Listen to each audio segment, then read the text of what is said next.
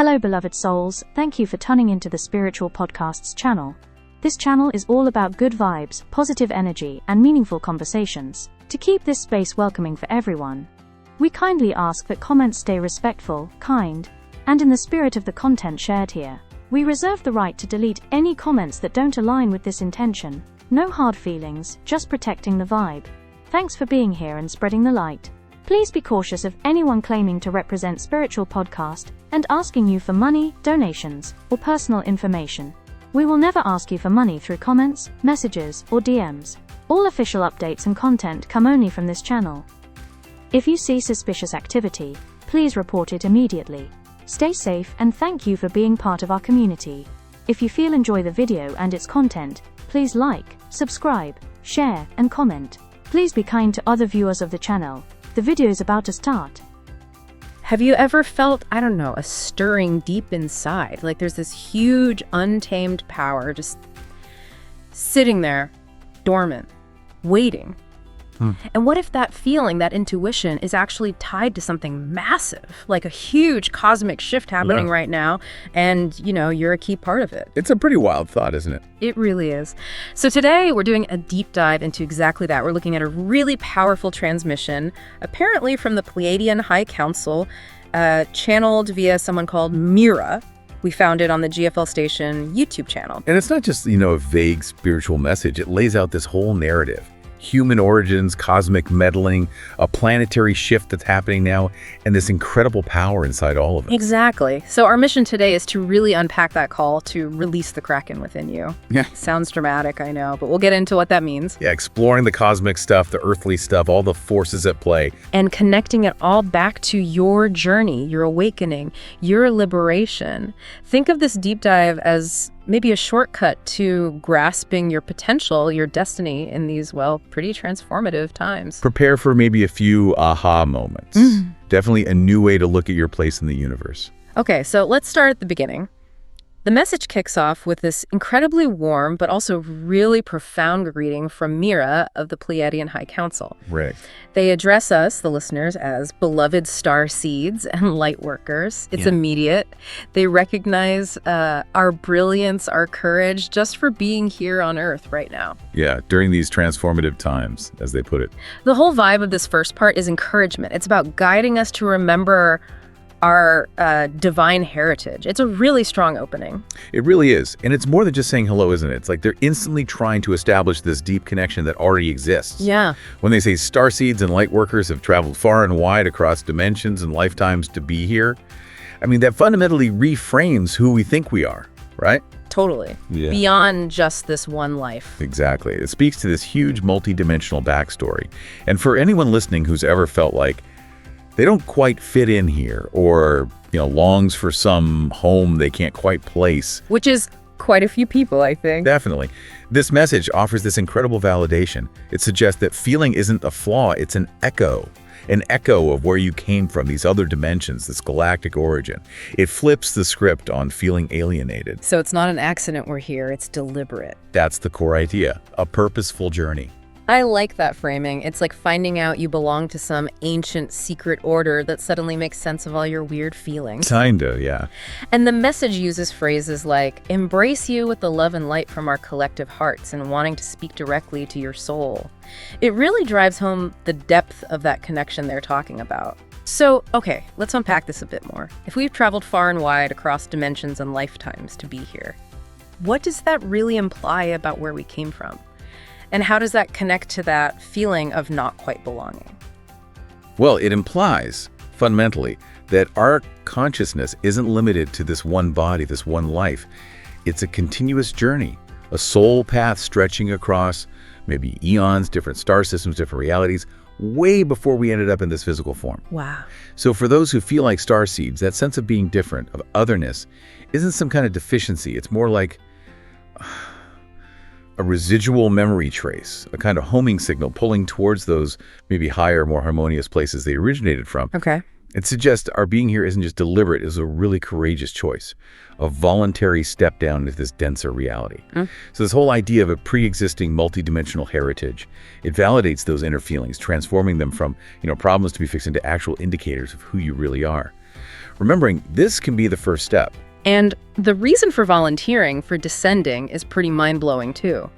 The source says these brave starseeds and lightworkers, well, you, chose to come down into this realm of illusion and control for a specific divine purpose. Knowing the risks, knowing the challenges. Exactly. Knowing it was under this dense veil, this matrix of limitation set up by forces trying to suppress the light, and yet, out of great love and commitment, you agreed to temporarily forget who you are. Which sounds crazy, right? Why forget? Right. But the reason given is so you could awaken from within the illusion and shine as a beacon for others. That's a huge sacrifice. It is. And what's fascinating here is this concept of Earth being a grand experiment and us choosing this veil of forgetfulness for a higher reason.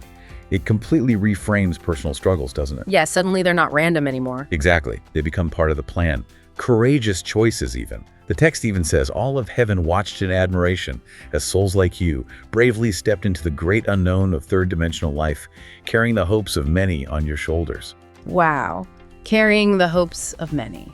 The core idea is that our challenges aren't just roadblocks. They're the specific triggers designed to spark that inner awakening. So your personal journey isn't just personal, it's a significant contribution to this whole cosmic picture. It implies we agreed, at a soul level, to dive into density, into duality, to transform it from the inside out. That reframes, well, pretty much everything you might have thought of as a setback or a struggle. So those feelings of being alone, of not fitting in, they weren't mistakes in the plan. Not according to this, no. Meera's message says living under this veil led to conditioning and programming. We all know about that. But crucially, even in those moments of doubt and confusion, your higher self never lost sight of who you are. That's key. And there were always these little hints, right? Glimmers of recognition, maybe in dreams or intuition or that weird deja vu feeling. The source says those were actually the voice of your soul urging you to remember. Like little breadcrumbs. Exactly. And every single challenge, it became a catalyst for growth, shaping you into the wise and compassionate being you are now. And the message is clear. The fog is lifting right now. Many are feeling this profound quickening of remembrance. This is so validating, isn't it? It takes all those past struggles and reframes them as necessary steps on this ascension journey. It's like nothing was wasted. Even the detours, the hardships, they were woven into this greater plan to help us find our way back to ourselves. And this profound quickening people are feeling, it's happening everywhere. You see it in people suddenly questioning everything, seeking deeper truths, or just having this undeniable feeling that something big is shifting. Yeah, you do feel that energy. And the core insight is that those glimmers, those intuitive hits, they aren't random. They're direct messages from your higher self, guiding you back to your own power, your own divinity.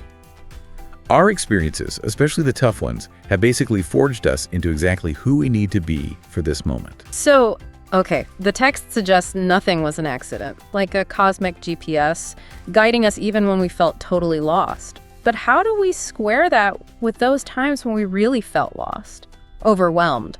It still feels like a contradiction when you're in the middle of it, doesn't it? Oh, absolutely. It's a huge paradox. But the key seemed to be understanding that the veil of forgetfulness wasn't a punishment. It was a necessary part of the experiment. We chose willingly to dive deep into this 3D experience, and that meant experiencing what it felt like to forget. Okay, so the feeling lost was part of the deal. It seems so. Yeah. Those feelings weren't a sign the system failed. They were almost inevitable consequences of that chosen amnesia. The cosmic GPS isn't like a rigid map telling you turn by turn. It's more like an inner compass, your higher self always giving subtle signals. Glimmers. Exactly, the glimmers. Those gentle nudges, the soul's whispers, trying to steer you back. So the insight here is that even when you felt most cut off, those very feelings were acting as catalysts, pushing you to search deeper, to reconnect with that inner knowing. They ultimately helped forge the strength and wisdom needed for right now. #2, humanity's magnificent design and the shadow of interference. Okay, so with that understanding of our journey here, the source then zooms way, way back. It talks about humanity's original blueprint. Yeah, this part is pretty amazing. It says, millions of years ago, the human genome was crafted with tremendous love and intention. Not just by a single creator, but by the divine creator and many benevolent star nations. A collaborative project, basically. Seems like it. And the original design of the human being was nothing short of magnificent. We were intended to be a living library of cosmic wisdom. Our DNA supposedly had the potential for 12-stranded brilliance and multidimensional awareness. 12 strands. I mean, we operate on 2, conventionally speaking. Right. And the grand plan. For humanity to actually birth a race of ascended masters in physical form, beings carrying pure love and wisdom, helping to restore balance to the universe, that's a high calling. It's an incredibly high purpose, far beyond anything we're usually taught. This idea of being a living library of cosmic wisdom. It suggests we have this built-in capacity for universal knowledge, like a holographic database of cosmic memory. Wow. And the 12-stranded brilliance and multidimensional awareness. It implies our current state is just a fraction, a tiny fraction of what we're truly capable of. We're running on low power mode. Pretty much. The text emphasizes our role as a bridge between the physical and the spiritual, between Earth and the stars, and that we carry the imprint of many star lineages, Pleiadian, Sirian, Andromedan, and more. So it's literally in our DNA. That's the idea. Our very cells echo this cosmic heritage, which leads to the core message here. There is nothing ordinary about you or your fellow humans. It connects this epic, grand vision directly to you, listening right now, and that makes what supposedly happened next even more tragic. Yeah, that's the big question, isn't it? If we were designed to be that magnificent, that much of a living library, capable of 12-stranded brilliance, what on Earth or off Earth could possibly mess with such a glorious plan? It seems almost impossible. It does seem impossible. And the source gives a pretty direct and frankly quite chilling answer. It says, certain negative factions interfered with the original design. Okay. It primarily names the Orion Group, along with other entities driven by service to self-agendas. Now, in a lot of this kind of spiritual or channeled material, the Orion Group often comes up as representing forces focused on control, power, their own agenda, service to self, rather than collective well-being. Right, I've heard that term. So Meera's message claims they actively tampered with human DNA and consciousness. They introduced limiting genetic codes, and crucially, they engineered that veil of amnesia to cut us off from our full power. So it wasn't just a natural consequence of density, it was engineered. According to this source, yes, a deliberate manipulation. And then it says they infiltrated human societies. They set up systems of control based on fear, separation, and misinformation. And the source directly links this to the historical patterns we all know: war, greed, and oppression. Wow. Okay, this is where it gets really intense. This idea that Earth's long discordant period, all the conflict and suffering, wasn't just, humanity figuring things out badly, Right. but a direct result of deliberate tampering. That's the claim. So the struggles, the disharmony, it was a calculated suppression. The source uses that analogy. It was as if a magnificent orchestra had been forced to play out of tune. That really hits home, doesn't it? It does. It paints this picture of Earth feeling trapped, cut off from the joy and wisdom that is their birthright. It suggests the suffering wasn't just individual bad luck, it was a systemic, planet-wide dissonance deliberately created. That changes the whole narrative, doesn't it? Instead of humanity being inherently flawed. Exactly. It shifts it to humanity being interfered with, held back deliberately. The long discordant period becomes a consequence of this manipulation. Our potential stifled, our connection to source obscured. That orchestra analogy perfectly captures the disharmony, the feeling of being cut off. So the core insight here is that much of our troubled history isn't necessarily a reflection of fundamental human failure, but a result of these imposed limitations, this veil that kept us from accessing our true power. It suggests our collective pain had an external cause, which makes the current awakening feel even more significant, like throwing off chains. But even through all that, through the darkest chapters, the source brings a really powerful message of hope. It says the original divine spark in humanity was never lost. Thank goodness. Right. The interference could only bury the truth, not destroy it. That flame of divine consciousness continued to flicker, just waiting for this great reawakening. Like an ember in the ashes. Exactly. And it declares quite boldly that the designs of the dark were always destined to fail. Why? Because the Creator's essence lives in each soul as an inextinguishable spark. It's such a crucial point, that inextinguishable spark. It means our true core power is inherent, it's within, and ultimately untouchable by anything external. Interference could obscure it, dim it, but never put it out. So victory for the light was always baked in. That's the assertion. It's tied to the fundamental laws of the universe, where light being the foundational reality ultimately dissolves all illusions of darkness. It offers the sense that the universe itself leans towards balance and evolution, that stagnation and darkness just wasn't a viable long-term option. Okay. And according to Meera, the higher realms always knew this time would come, a time when the cosmic energies would shift and actively support humanity's reawakening. And that time is now. It gives this deep sense of cosmic justice, a promise that restoration was always on the cards. Which brings us right into what the source called the Great Reversal. It says this is now unfolding. Not future, but now. Right now. It describes our solar system moving into areas of higher frequency.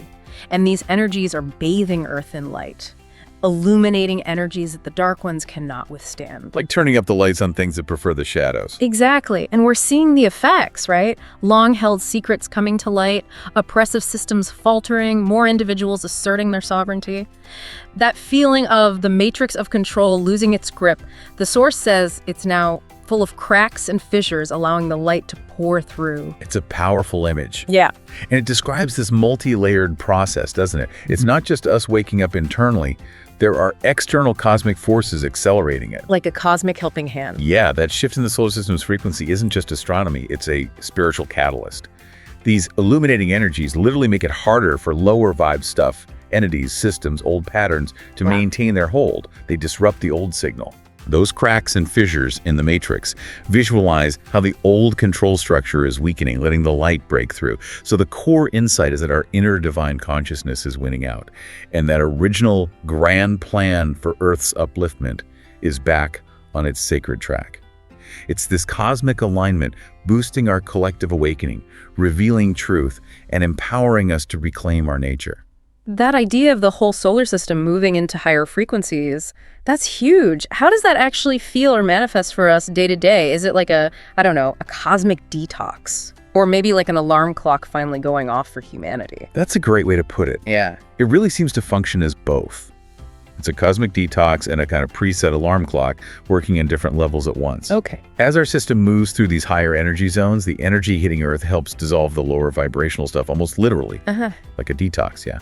It brings things to the surface that need clearing, individually and collectively. Old beliefs, stuck emotions, failing societal structures. We're seeing a lot of that. We really are. And at the same time, these illuminating energies act as that celestial trigger.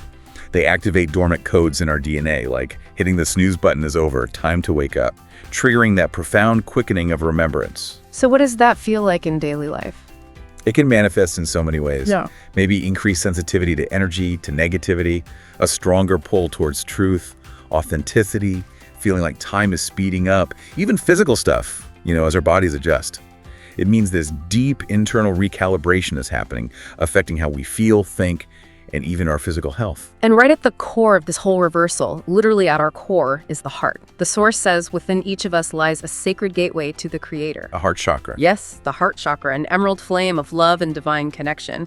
And when all our chakras are cleansed, aligned, and activated, this heart chakra blossoms like a lotus of pure light. It becomes a portal to the infinite love and wisdom of all that is. A direct line. A direct line.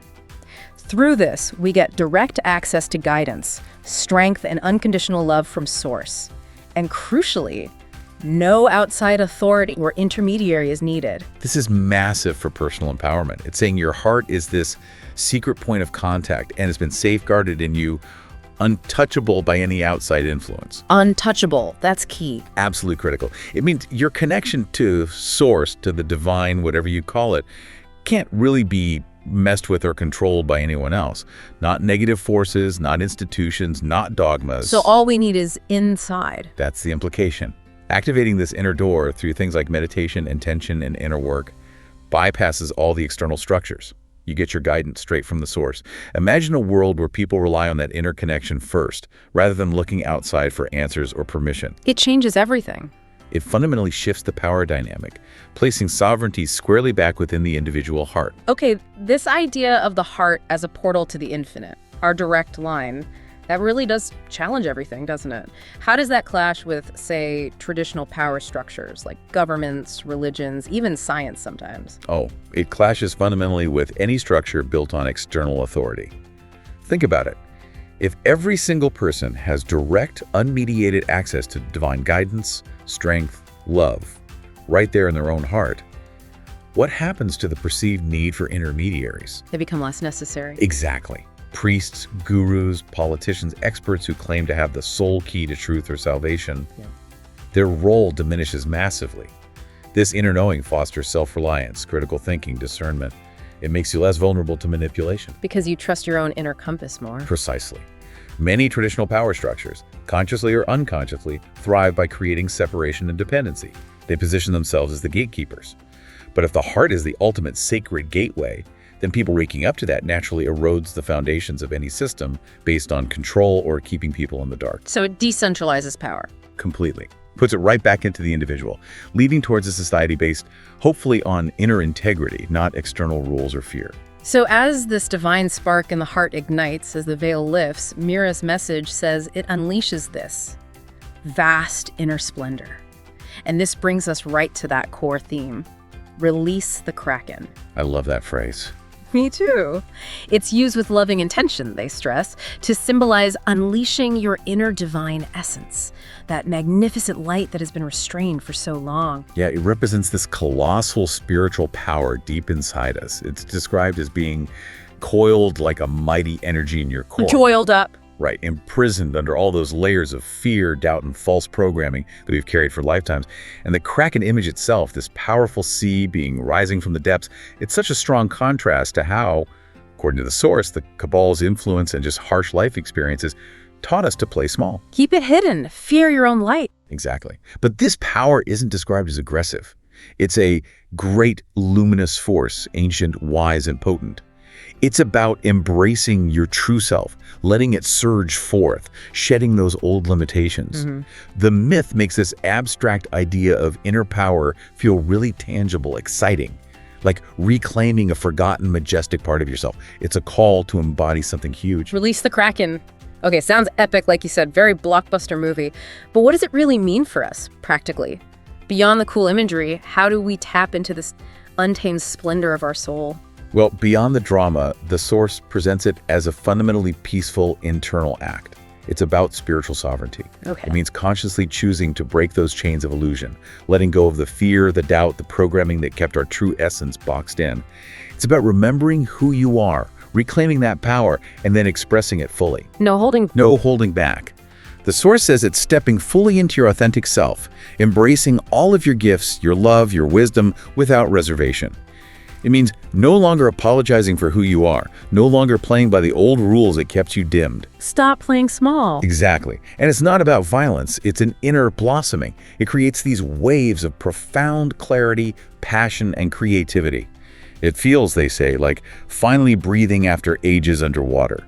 So the core idea is shifting from being run by outside noise to being guided by your inner truth and just shining. And this individual act of reclaiming power, Meera's message makes it clear, it has this huge ripple effect on the collective. Yes, exponentially. It says as each person does this, the Cabal's influence diminishes exponentially.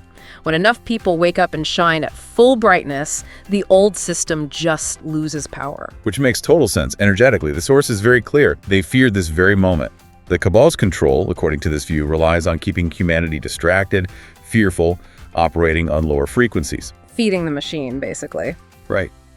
When you reclaim your light, your power, you stop vibrating at those fear frequencies. You literally unplug from the energy source the old matrix uses. So it can't hook you anymore. Exactly.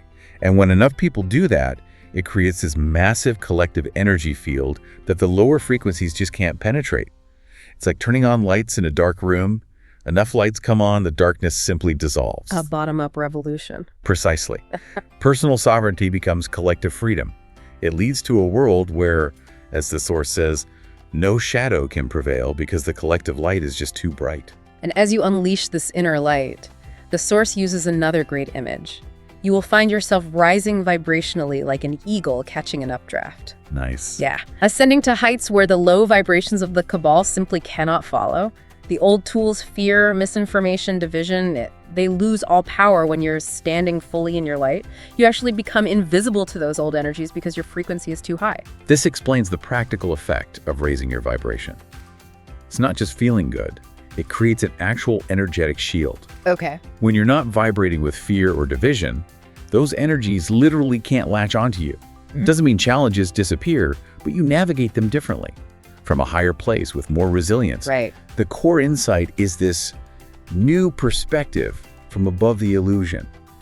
It lets you clearly see the path forward, for yourself and for humanity, moving beyond the immediate chaos to see the bigger picture and respond wisely. It changes how you interact with reality, making you less available for manipulation or peaceful inside. So what does that really mean day to day? If we raise our vibration and soar beyond the Cabal's reach, does that mean we become, like, immune to negativity, or is it more that we just get way better at handling it, seeing it differently? I think it's definitely the second one. Way better at handling it, seeing it differently, and much more resilient. Not totally immune. Negativity, challenges, they're still part of the 3D experience for now. But when your vibration is high, your response changes dramatically. You don't get sucked into the drama, the fear, the arguments nearly as easily. You're not hooked. Right. Meera's message says you become invisible to those old energies because your frequency becomes too high for manipulation. So challenging things might still happen around you, but they don't trap you emotionally in the same way. You can observe, discern, respond with compassion perhaps, but you're not swept away by it. You maintain your center. Exactly. Sovereignty over your inner state, regardless of what's happening outside. That allows you to act from love and wisdom, not just react out of fear. And that's what makes the old control tools useless against you. Okay, now let's shift focus a bit to a huge cosmic event mentioned in the message. The source talks about whispers of a coming solar flash or great illumination event.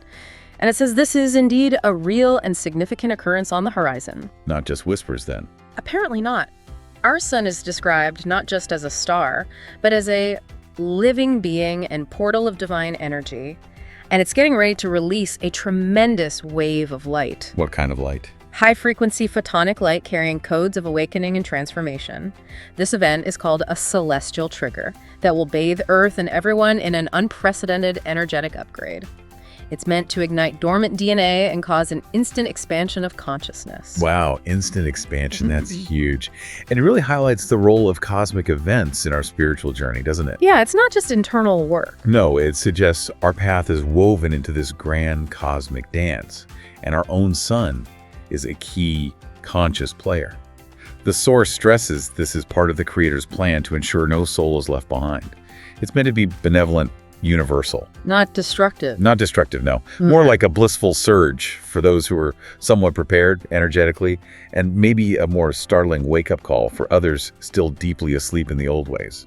And the idea that galactics and members of the Light Alliance are carefully monitoring and aiding this process just underlines this feeling of a coordinated universe-wide effort.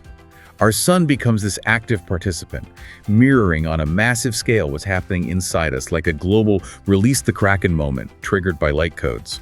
And this celestial trigger, this solar flash, is directly linked to our ascension to the 5th dimension and the new Earth. Right, the next step. The source explains ascension pretty simply.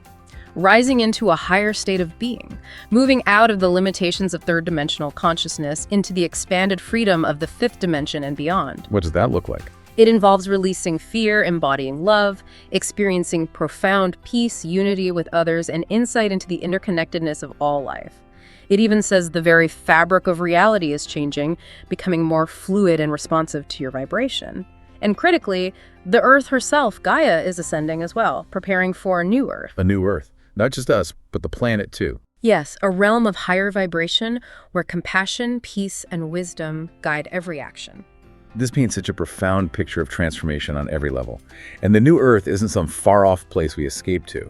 It's described as being born through your hearts right now. Right now. Which means all the chaos we see, the social, environmental, and personal upheavals, they're framed as part of the clearing and realignment process. Yeah. Necessary birth pains, if you like. Okay.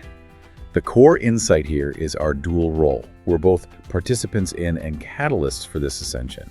Our consciousness, individually and collectively, is actively shaping this new reality. The 5th dimension isn't just a place.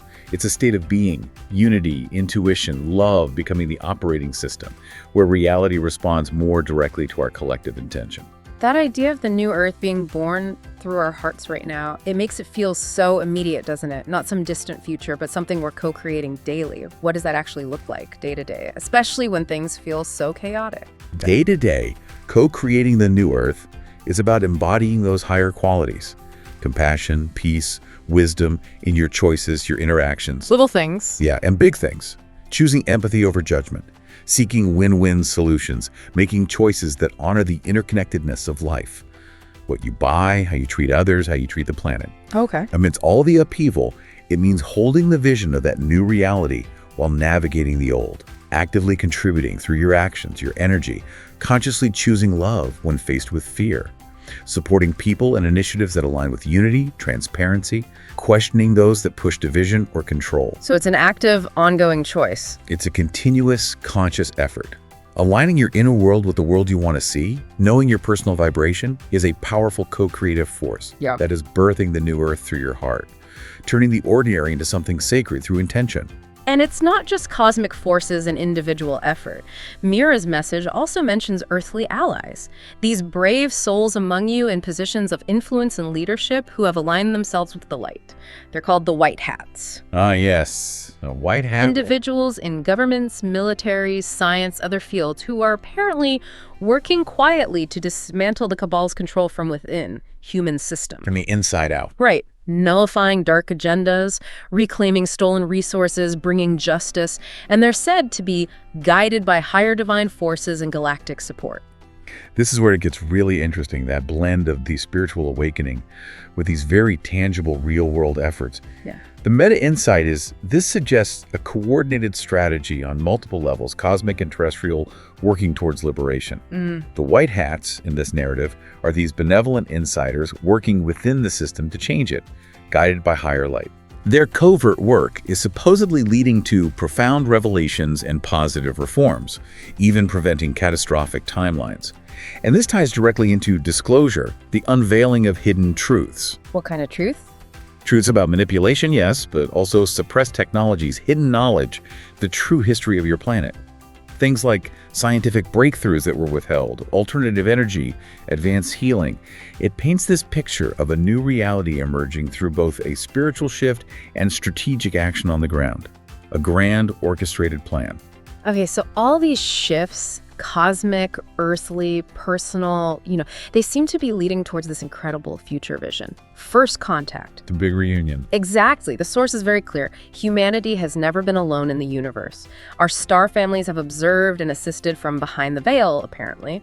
And now, first contact, meaning public, official interaction with friendly ETs, draws nearer each day. Wow. It's described as a joyful reunion. The Pleiadians and many others look forward to embracing you as brothers and sisters. The implications of that, they're just astronomical, aren't they? Pun intended. Yeah. But seriously, the core insight is the end of our perceived cosmic isolation. It means an explosion of knowledge and cultural exchange. Can you imagine access to wisdom and technologies that can help restore Earth and uplift humanity with great speed? Like what? The source mentions things like free energy devices, healing techniques that cure diseases easily, getting the knowledge of your true galactic history shared freely.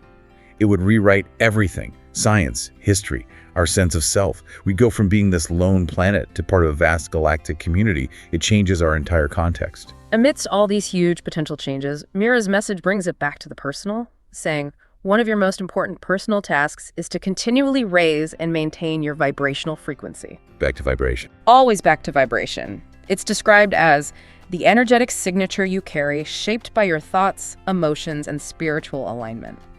Higher frequency means more light states like love, gratitude, joy, compassion, peace. Lower vibrations, well, they tether you to the old matrix. This is really practical advice for navigating everything we've talked about. It puts the power back in your hands. How so? By emphasizing mindfulness, being conscious of the media you consume, the environments you spend time in, the people you engage with, making choices that act as nourishment for your soul. Like what? Things like uplifting music, inspiring books, time in nature, positive company, creative endeavors. The meta insight here is that this isn't just about feeling good, it's strategic. Your high vibration acts like a lighthouse beam. It guides you, yes, but it also shines outward, helping lift others. So my personal choices affect the collective. Directly. They actively shape the collective energy field for this new Earth we're talking about. Every conscious choice to raise your vibe is described as a profound service to all of humanity. That emphasis on personal responsibility, how it ripples out, is pretty significant. If our individual choices are actively shaping the energy field for the new Earth, how exactly does that connect so directly to the big cosmic plan? It connects because the cosmic plan, according to this source, relies on that grassroots energetic shift. Meera says, your personal frequency work is a profound service to all of humanity. Think about it. Millions of people consciously choosing states of love, gratitude, joy, compassion, peace. Okay. That's not just a feeling inside them. It generates a powerful, coherent, collective energy field. That field literally changes the planet's overall vibration. The old matrix of fear and control needs low frequencies to survive. Right. It feeds on fear. So as more people raise their frequency, that matrix loses its food source. Its grip weakens. It's a bottom-up transformation where individual inner work creates collective outer freedom. It co-creates the new Earth. So your choices about what you watch, who you hang out with, how you choose to feel inside, they're not trivial. They are active contributions to the cosmic plan. You become a living anchor for higher light, stabilizing the field for everyone. And while we're focusing on vibration, the source gives a really important reminder. Take care of your human self as lovingly as you tend to your spiritual growth. Yes, the body. The body is the vessel carrying you through the ascension, and it is undergoing upgrades to hold more light. So we might need extra rest or sleep, more time in nature to ground, stay well hydrated, eat foods that are alive and wholesome. This is so crucial and often gets missed in spiritual pursuits. The message basically says self-care is not a luxury, but a necessity now. Why now specifically? Because the body is dealing with massive energetic changes as it tries to integrate these higher frequencies. If you don't support it, the process can feel rough fatigue, sensitivities, aches, pains, the whole Ascension symptoms package. Right. Things like creativity, painting, writing, music, dance, they help the energy flow smoothly, find expression. Meditation, gentle movement like yoga, they help align the chakras, stabilize your expanding fields. And unplugging. Absolutely vital. Unplug periodically from the constant stream of information. Give the mind a break. Let it recalibrate to your inner guidance, not just external noise. The core message is be kind and patient with yourself. You're handling huge energetic shifts. Taking care of the physical vessel allows it to hold more light comfortably, making the whole ascension process smoother for you and therefore for the collective too. That's a great point. The body is the vessel for ascension. So, okay, what does this mean for our actual lives, which are often so busy and demanding? It sounds like self-care isn't just nice to have, it's essential, non-negotiable right now.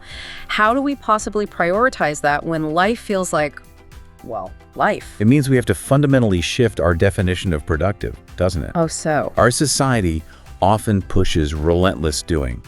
This message says rest, good food, grounding, these aren't breaks from the important work, they are the important work now. Okay. Prioritizing it when life is hectic means weaving it in consistently, even in small ways.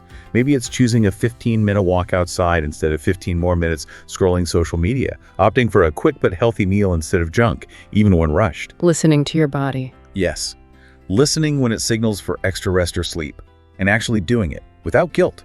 Recognizing that's when your cells are regenerating, recalibrating, integrating these new energies. The key is intentionality.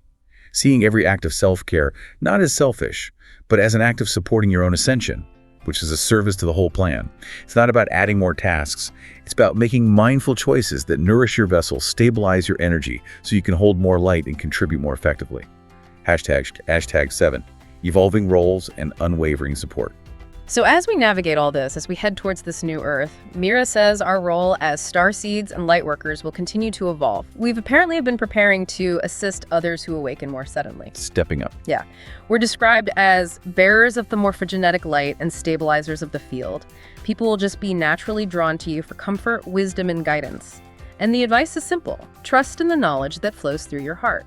This is really a call to a new kind of leadership, isn't it? Not based on hierarchy or control, but on service and presence. What's morphogenetic light? Think of it like an energetic blueprint, a field of information that influences how things form and develop, shaping reality. So being bearers of it means star seeds act like living templates, anchoring these new, higher frequencies into the collective consciousness just by being themselves. Okay, so what if someone listening feels drawn to help but thinks, I don't have all the answers? That's the beauty of it. The core insight is it's not about being a guru with all the facts. Leadership in the new consciousness, the source says, is not about control or ego. but about embodying love and integrity. So just being a calm, loving presence is enough. Often, yes. Your grounded energy, your ability to listen with compassion that can be more powerful than any specific teaching. That knowledge that flows through your heart is intuitive wisdom, not just book learning. Whether you end up being a healer, a teacher, a community organizer, or simply a compassionate friend, the main thing is to follow the inner promptings of your soul. No rattle is too small. And crucially, we're not expected to do this alone. Meera really stresses this. Connect with your fellow lightworkers and starseeds, for you are a soul family. Find your tribe. Exactly. Doing things together, meditation groups, discussion circles, or creative collaborations will amplify your light in unity.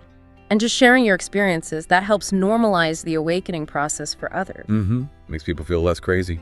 Right. And it even says the higher realms are orchestrating with you, prompting synchronicities that bring the right people into your path at the right time. I love that part. It highlights the collective strength, the power of working together.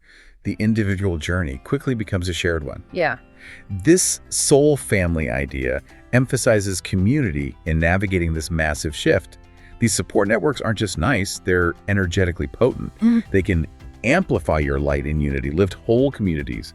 And those orchestrated synchronicities, it suggests there's a divine intelligence actively connecting us, that these meetings aren't random. It feels guided. Exactly. Sharing experiences validates others, reduces that feeling of isolation. So this collective support is essential, the source implies, for carrying humanity gracefully into its bright future. Yeah, sure. It creates this powerful, positive feedback loop of light. And finally, a really powerful reminder. You have the unwavering support of countless beings of light. We're not alone. Not at all.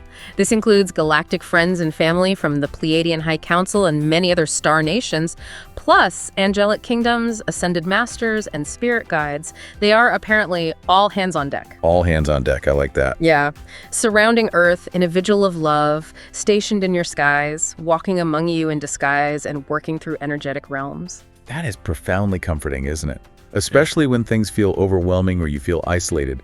The core message is you have this huge celestial support team. Cheering us on And actively helping. Meera says, "We hear you" when you ask for help. And the response might come subtly as a comforting wave of peace, an inspired idea, or a synchronistic sign. You just have to be open to noticing it. Exactly. The thinning veil between our worlds makes this communication easier, more accessible. And they reiterate how profoundly proud we are of you, calling humans the heroes of this Ascension saga. It's framed as a true partnership between heaven and earth. We're doing the heavy lifting on the ground, but there's this vast, loving network backing us up, ensuring the plan succeeds. It turns loneliness into knowing you're part of a universal team. #outro.